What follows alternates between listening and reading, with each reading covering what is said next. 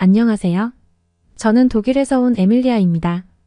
올해 나이는 29살이에요. 사실 어디서부터 얘기를 시작해야 할지 모르겠어요.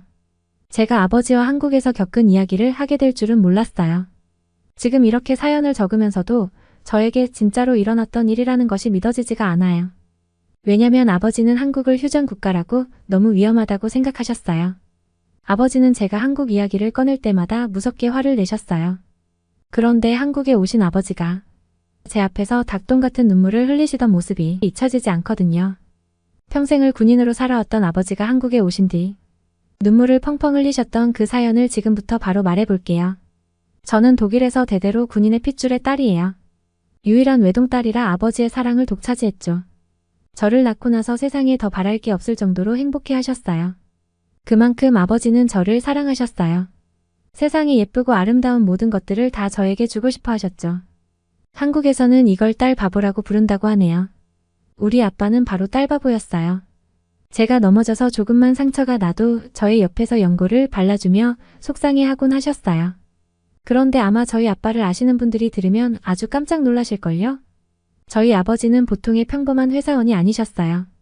무려 저희 아버지는 독일에서 사성장군이나 하신 군인이셨어요. 아버지에게는 저 다음으로 군대와 나라가 아버지의 전부였죠. 저의 어린 시절에 대한 기억을 더듬어 보면 저의 이름보다 장군인 아버지의 딸로 불리는 게 익숙했어요. 아버지는 독일에서 유명 인사였고 복무하면서 훈장을 받으실 정도로 진정한 군인이라 불리는 그런 분이셨어요. 독일 연방군은 자발적 병역 시스템을 운영하고 있으며 모든 남성과 여성은 군대에 지원할 수 있어요. 병역 의무가 폐지된 2011년 이후로 독일 연방군은 자발적 지원자들로 구성됩니다. 그래서 아마 우리나라 사람들은 군대 이야기하면 끝도 없이 할 수 있을 거예요. 아무튼 우리나라에서 군대는 단순히 국방 기능을 넘어서 사회적, 경제적, 문화적으로나 깊은 의미를 가지고 있고 독일의 상징성으로 불릴 수도 있는 부분이에요. 거기서 아빠는 가장 중요한 위치를 차지하고 계셨어요. 그러니 얼마나 대단한 건지 좀 감이 오실까요? 아버지의 카리스마는 보통이 아니었어요. 아무도 아버지에게 쉽게 말을 걸지 못했죠. 그래서 이런 딸바보 같은 모습을 전혀 상상하지 못했을 거라고 말씀드린 거예요.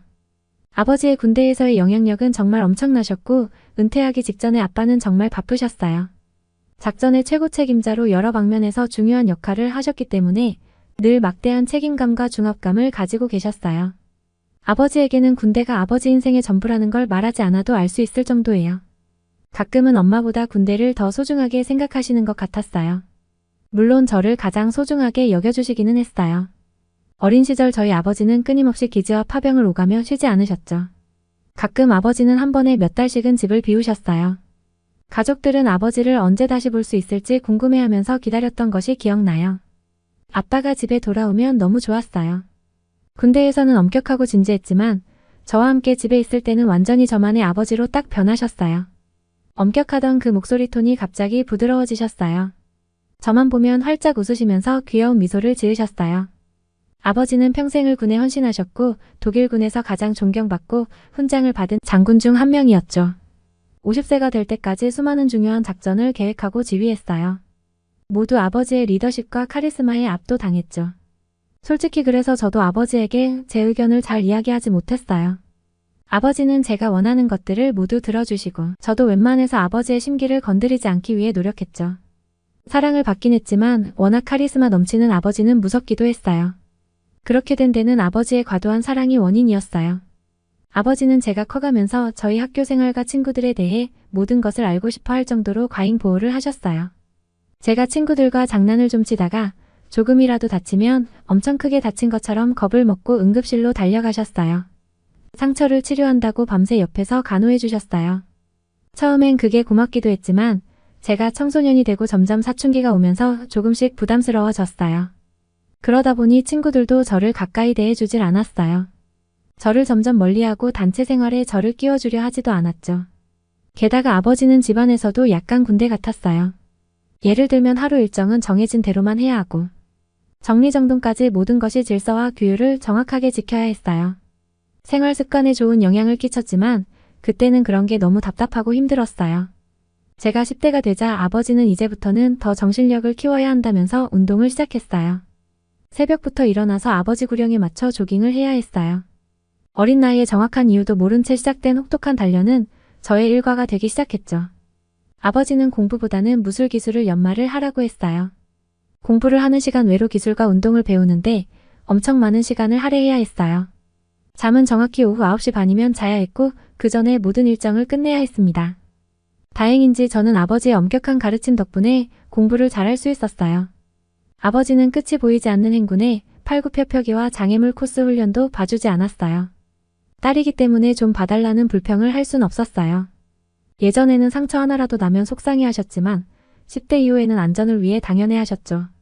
그땐 정말 눈물나고 혹독한 10대를 거치게 하셨던 것 같아요. 그 덕에 저는 확실히 육체적으로는 강해졌지만 정신적으로는 그렇지 못했죠.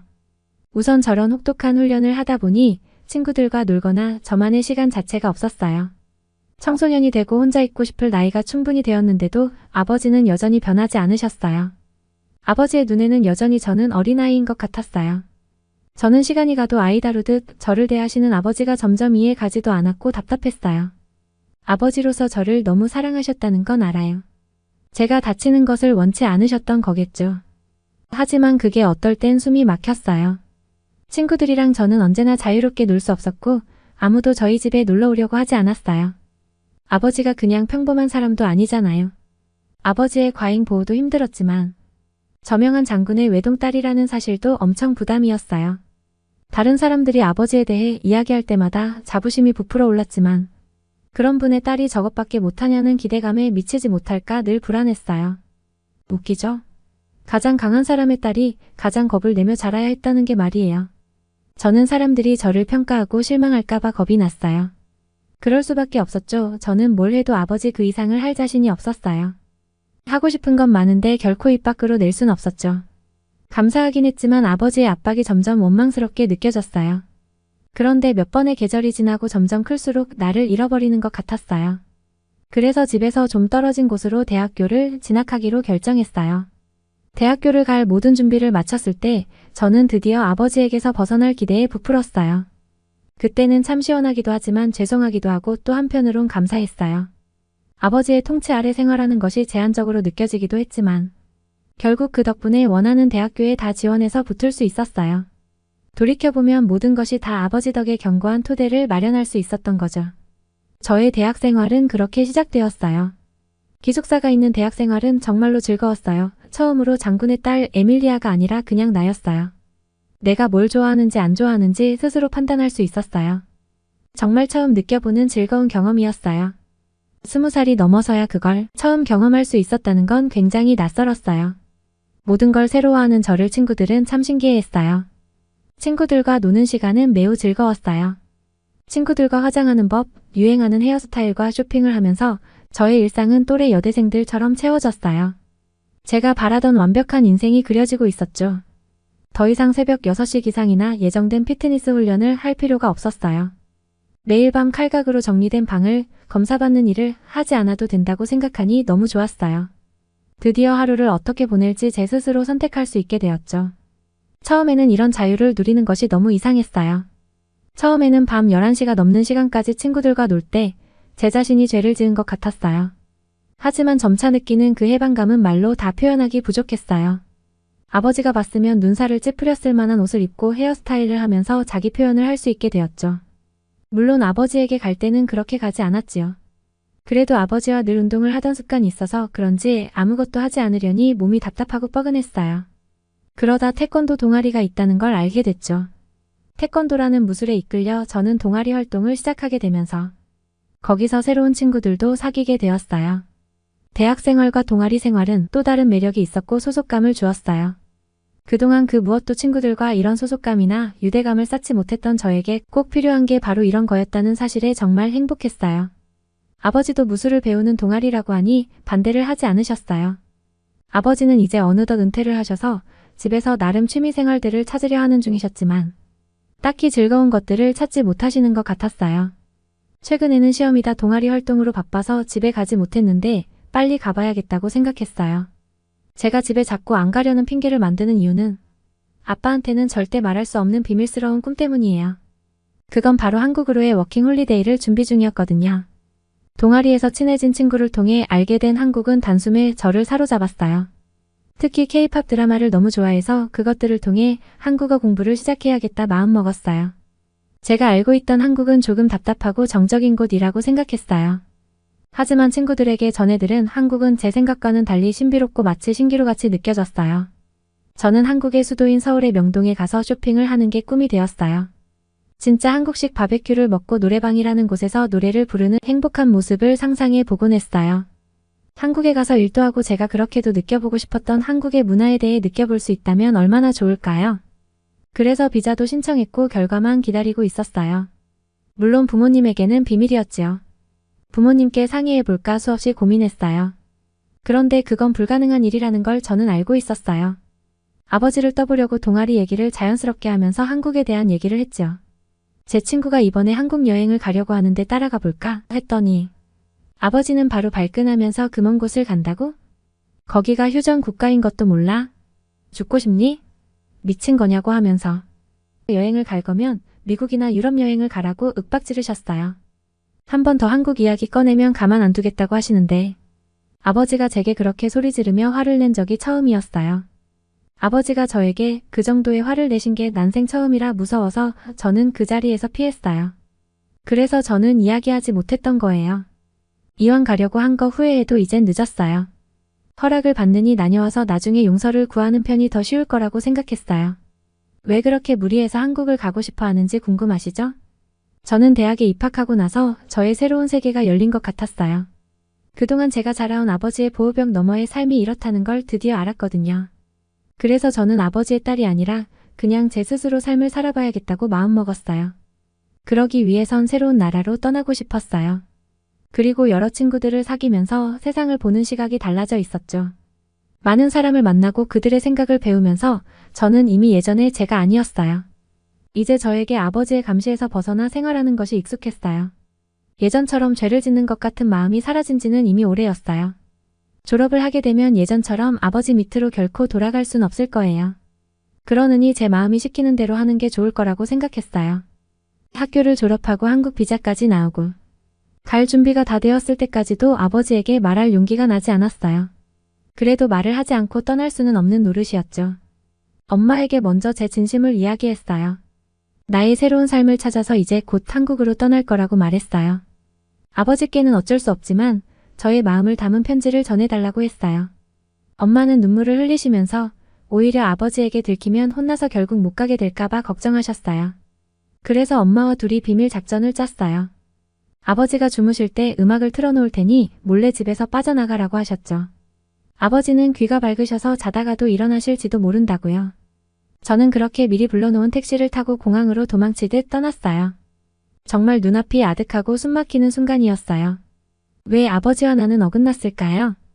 나는 왜 이런 걸 택할 수밖에 없었을까? 머리가 복잡했지만 저는 심호흡을 하고 인천행 비행기에 몸을 실었어요. 비행기의 좌석을 찾아 앉은 저는 갑자기 설명할 수 없는 눈물이 주르륵 흐르기 시작했어요.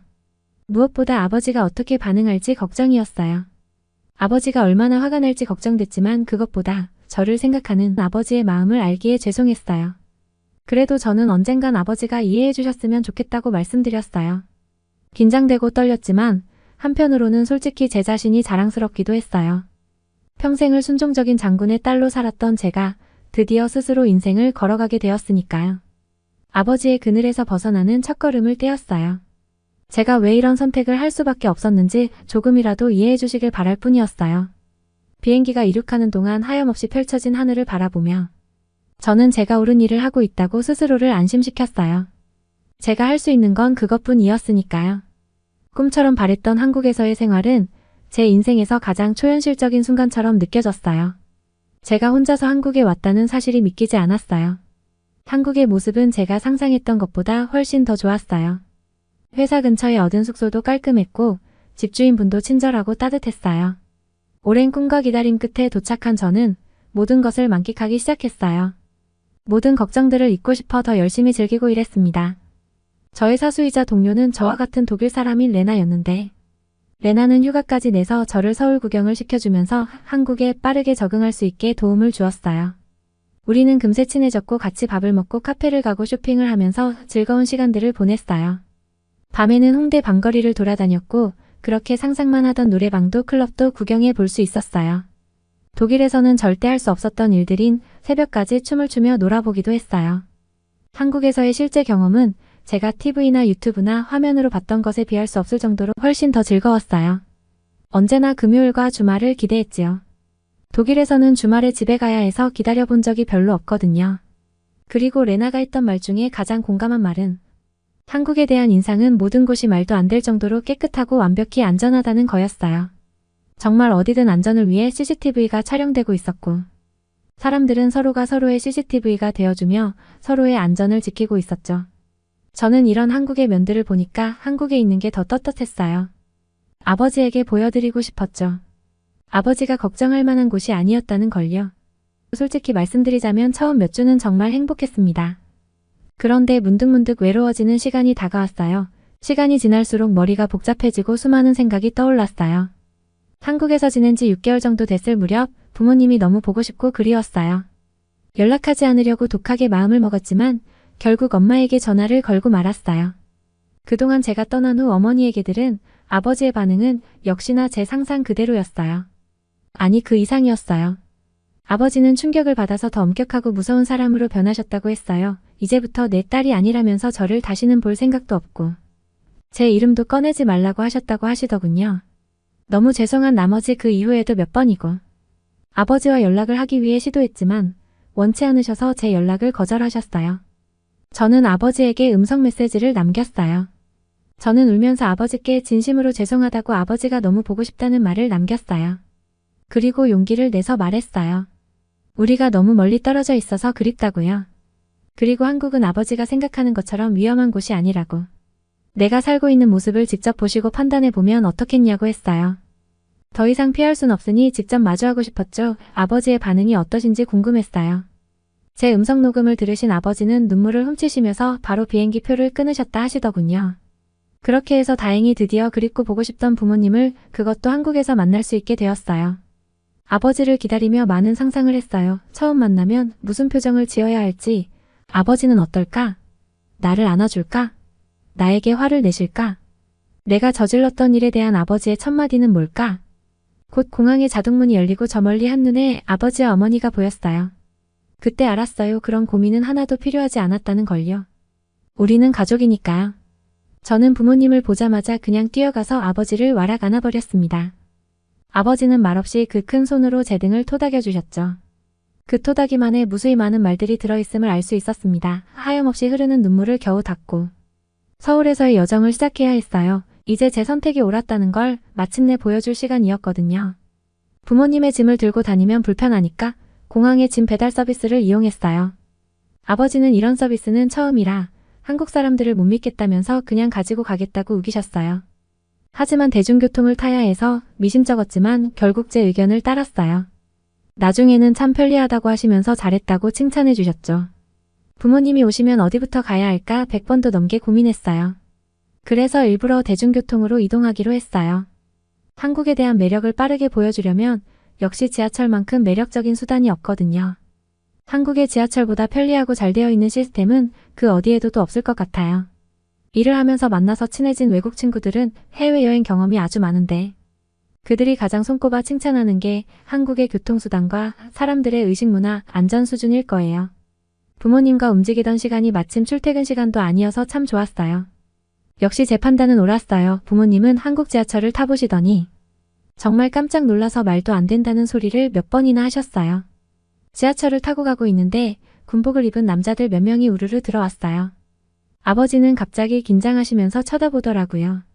넌 이런 휴전 국가에 산다는 게 불안하지도 않냐고 물으셨어요. 저는 저분들은 군인이 아니라 한국의 예비군이라고 알려드렸어요. 그제야 오해해서 미안해하셨죠. 잠시 우리 사이엔 어색한 공기가 흐르기도 했어요. 도시로 가까워지니 서울의 모습이 완연하게 보였어요. 처음에 서울을 보시더니 휴전국치고는 솔직히 놀라운 발전이긴 하다고. 어디에 한번 보여줘봐라 하는 식의 팔짱을 낀 채 경계를 하는 듯 했어요. 하지만 여행을 시작하고 얼마 되지 않아서 아버지의 마음이 점차 열리시는 게 보였어요. 점심을 먹기 위해 한국 식당에 갔는데 다양하게 나오는 반찬을 보고 너무 놀라셨어요. 음식이 너무 많이 나와서 비싸지 않냐고 걱정하시면서 도대체 이게 얼마인지 물으셨어요. 반찬은 음식값에 모두 포함되어 나오는 것이고 심지어 무료로 리필도 된다는 것에 다시 한번 놀라셨죠. 우리는 지하철, 버스, 택시 등 다양한 대중교통을 이용하며 서울 곳곳을 구경하며 다녔어요. 시장부터 백화점까지 다양한 문화를 체험했어요. 그러다 보니 늦은 밤이 되었어요. 아버지는 위험하다면서 얼른 집으로 돌아가자고 하셨죠. 하지만 곧 주위를 둘러보시고는 안심하셨어요. 화려한 조명과 네온사인들. 서울의 야경은 엄청나게 아름다웠어요. 낮이건 밤이건 편안하고 안전함을 느끼는 사람들의 표정에 큰 충격을 받으신 것 같았어요. 부모님은 서울의 낮과 밤이 이렇게 다른 느낌을 낼 수 있다는 것에 신기해하셨죠. 제 숙소로 오는 길에는 어디에나 완벽하게 설치된 CCTV와 24시간 활발하게 오가는 차량들을 보시면서 내심 놀라시는 것 같았어요. 아버지는 깊은 생각에 빠져 보이셨죠. 부모님의 한국에 오시고 일주일 정도 되었어요. 어머니에게 한국식 피부 마사지를 해드리고 난 후 오랜만에 아버지와 둘만의 데이트 시간을 갖게 되었어요. 오랜만이라서 참 어색하기도 했어요. 마주 보고 시간을 보내고 있는 게 얼마만인지. 대학 입학 후 처음이라서 어색한 기운을 어떻게 해야 할지 몰라서 망설였어요. 아버지가 먼저 운을 떼시는데 갑자기 눈물을 흘리셨어요. 저는 매우 당황할 수밖에 없었죠.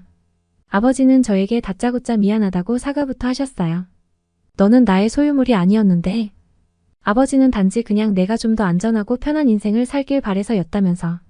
하지만 내가 얼마나 무지했는지 제가 떠나고서야 알았다고 하셨어요. 그동안 아버지가 많은 후회를 하신 것 같았어요. 제 연락을 얼마나 기다렸는지 모른다고. 고집 때문에 먼저 연락 한 통 하지 못한 아버지를 용서해달라고 하면서 우시는데 저는 어쩔 줄 몰랐어요. 아버지의 생각지도 못한 진심이 가득 담긴 사과에 저는 상당히 놀랐어요. 아버지는 전쟁을 직접 겪어봤기 때문에 분단 국가라는 것만으로 어떤 걸 의미하고 왜 무작정 반대부터 했는지 본인의 마음을 이야기해 주셨어요. 그러나 한국에 와서 직접 보니 아버지의 생각이 틀렸다는 걸 인천국제공항에 들어서는 순간부터 느끼셨다고 해요. 사람들의 밝게 웃는 표정과 더불어 완벽 인프라에 당황하셨고 그 안에서 느낀 편리함에 놀라셨다고요.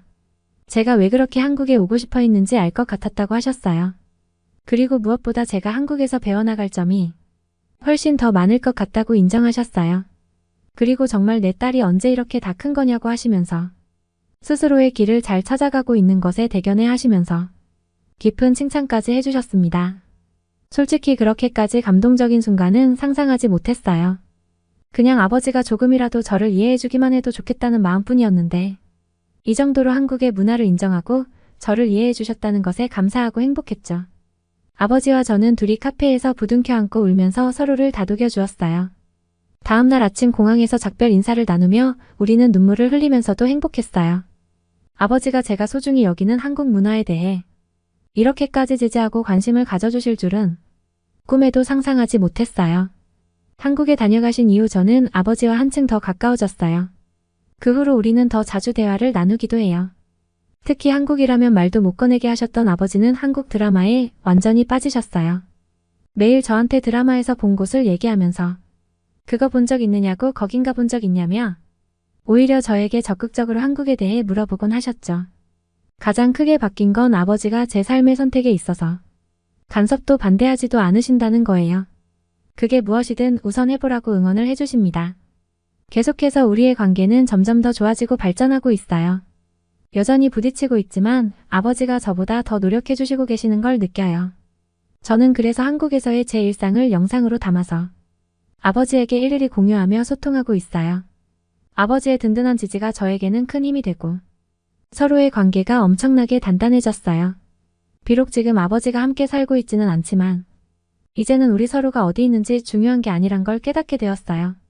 그리고 사람의 마음은 거리와 관계를 측정할 수 없다는 것도 깨달았죠. 저에게 이제 집은 그저 사랑이 있는 곳이라고 생각해요. 앞으로 제가 나아가는 곳엔 무조건 아버지의 사랑과 믿음이 있다고 생각해요.